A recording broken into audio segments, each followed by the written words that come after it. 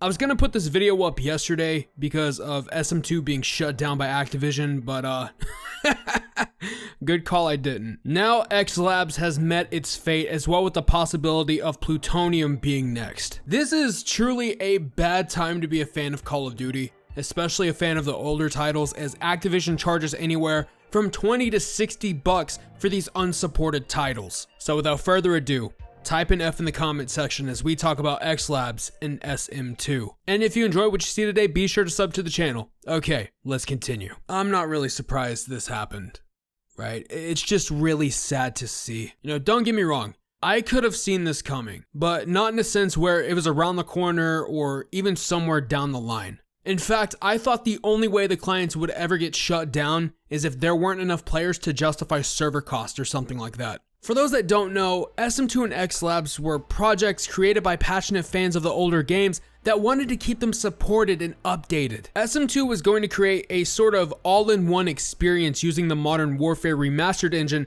as it provided them with more opportunities to do what they visioned with the project. I'm talking about score streaks from Modern Warfare 3, a pinging system from Modern Warfare 19, over 100 guns, so on and so forth. XLabs provided multiple clients to games such as Modern Warfare 2, Call of Duty Ghosts, and even Advanced Warfare that provided heavy multiplayer support but was mostly used by the trick-shotting community. In fact, if you've seen Merc Music or Jev in the past couple years, 9 times out of 10 they've played on these clients. Unfortunately, the only way to see gameplay of these projects are by finding videos on YouTube, because SM2 is completely gone, but IW4X is still standing for the time being. Depending on when you watch this though, you may not be able to access it. Both the SM2 and XLabs Twitter account put out similar tweets essentially saying that they were receiving cease and desist from Activision, and because of that, they're shutting down all operations permanently. The only big name client that is still standing at the moment is Plutonium, and like I mentioned at the beginning of the video, we don't know if that one is next or not. You know,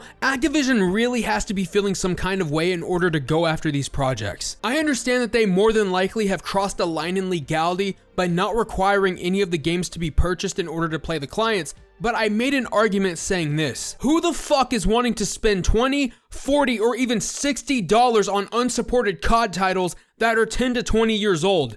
Damn near no one. And as unfortunate as it is that they're charging damn near full price for old games, that's the only thing that can save Plutonium and other clients. For example, if they force a copy of the game in order to play Plutonium services, then they can argue that a tiny community isn't affecting a billion-dollar company's pockets.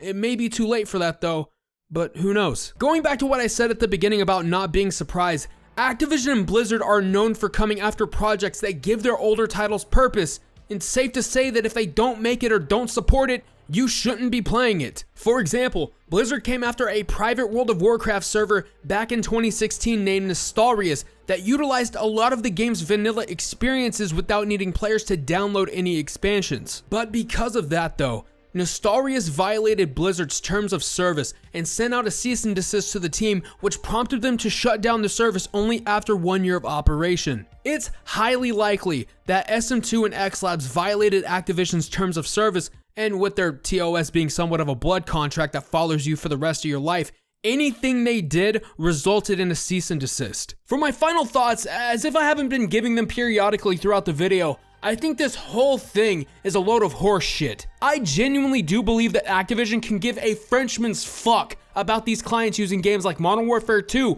or Black Ops 3 and giving them a new purpose. Well, then there's the argument of, well, they did provide links to torrent files, that can be considered stealing. Okay, alright, fair enough.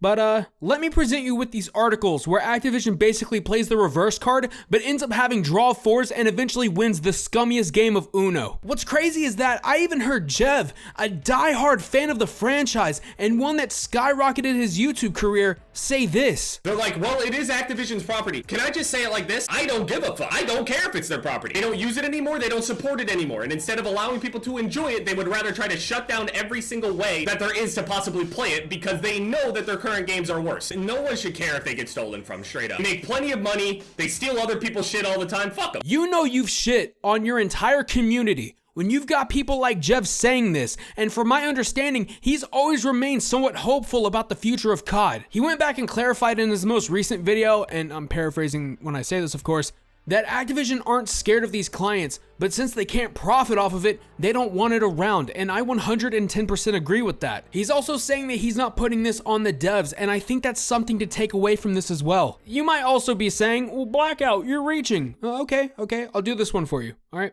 They don't want you going back and playing these older titles. It's as simple as that. If they don't support it, they don't want you playing it. That inevitably means that they only want you to focus on these newer titles, the ones that feel like a $70 COD mobile experience that ends up being buggy, mismanaged, and disappointing year after year. Some are even saying that this is probably more of Microsoft's doing than it is Activision's, but I don't really think that's true. I would like to think that Microsoft would have no issue delivering these cease and desist, but hey, think what you think, I guess. Much like them pissing in the face of their entire community by releasing a new Call of Duty of this year and claiming it to be a love letter to the fans, if you support Activision shutting down projects that let players play these older titles safely, something that Activision can't be bothered to invest in, then let me ask you this simple question. What does Kodak's piss taste like? I do wish the best for those on the SM2 and XLabs team in their future endeavors, okay? It sucks that y'all's passion got squandered by a multi-billion-dollar bully who's greedy for more money. And I hope and pray to whatever god or deity is out there that plutonium is not next. Now I turn the mic to you. Let me know down below what you think about this unfortunate end of the projects. Do you think that this was deserved? Do you think Activision is out of line? Let me know. And while you're down there, go ahead and cease that like button and desist that sub button to all so YouTube can show you my content free of charge. This is Sir Blackout signing off to go give my money to EA because surprisingly enough, they're not the most evil company anymore. Later.